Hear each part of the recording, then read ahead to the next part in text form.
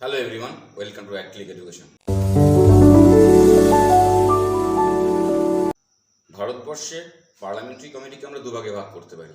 একটাকে বলা হয় অ্যাডহক কমিটি, একটা স্ট্যান্ডিং কমিটি। অ্যাডহক কমিটি হচ্ছে কোনো পারপাস নিয়ে তৈরি করা হয়, পারপাস শেষ হয়ে গেলে সেই কমিটিকে ডিসলভ করে দেওয়া হয়, যেমন ইয়াশপাল কমিটি, ফজল আলী কমিটি। এবার আসি স্ট্যান্ডিং কমিটি। স্ট্যান্ডিং কমিটিকে তিন ভাগে ভাগ করা হয়। প্রথমটি পাবলিক অ্যাকাউন্টস কমিটি, দ্বিতীয়টি এস্টিমেটেড কমিটি, তিন নম্বর হচ্ছে কমিটি অন পাবলিক আন্ডারটেকিং। এবার পাবলিক অ্যাকাউন্টস কমিটি বা পিএসসির মোট সদস্য সংখ্যা 22 জন, যার মধ্যে 15 জন লোকসভা থেকে এবং 7 জন রাজ্যসভা থেকে আসে। কমিটির ভ্যালিডিটি 1 বছরের। এই কমিটি ভারতবর্ষের যে অ্যাকাউন্টসগুলো থেকে যে সমস্ত এক্সপেন্সেসগুলো হয়, যে এক্সপেন্সেসগুলোর হিসাব সিএজি বা কন্ট্রোলার অ্যান্ড অডিটর জেনারেল করে, সেই এক্সপেন্সেসগুলোকে চেক করা হচ্ছে এই কমিটির কাজ। Public accounts committee, estimated committee বা কমিটি অন পাবলিক আন্ডারটেকিংয়ে যে মেম্বার্সরা থাকবে তারা কিন্তু মন্ত্রী থেকে হবে না, মানে তারা কিন্তু কোনো মন্ত্রীর পদে থাকবে না। এবার আসি এস্টিমেটেড কমিটি। এস্টিমেটেড কমিটি নামটা শুনে মনে হচ্ছে এরা কোনো কিছু নিয়ে এস্টিমেট করে।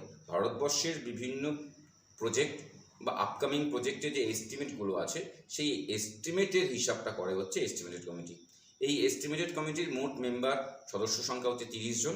এই 30 জনই আসে লোকসভা থেকে এবং এই কমিটির ভ্যালিডিটিও 1 বছরের। এরপরে আসি কমিটি অন পাবলিক আন্ডারটেকিং। এবার কমিটি অন পাবলিক আন্ডারটেকিং এর কাজ কি?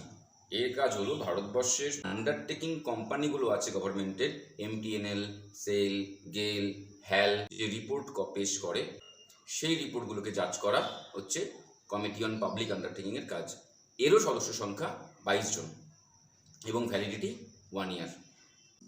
গেল, ভেল, এমটিএনএল, হ্যাল এই সমস্ত কোম্পানিগুলোকে ভারতবর্ষের বিভিন্ন ধরনের ক্রাইটেরিয়ার উপরে ফেলে 3 ভাগে ভাগ করা হয়েছে। প্রথমটাকে বলা হয় মহারত্ন কোম্পানি, দ্বিতীয় ক্রাইটেরিয়া পড়ছে নবরত্ন কোম্পানি, 3 নম্বর হচ্ছে মিনিরত্ন কোম্পানি। এই যে কোম্পানিগুলোকে বিভিন্ন ভাগে ভাগ করা হয়েছে তার কিছু ক্রাইটেরিয়া আছে, সেগুলো নিয়ে আমরা নেক্সট ভিডিওতে আলোচনা করব।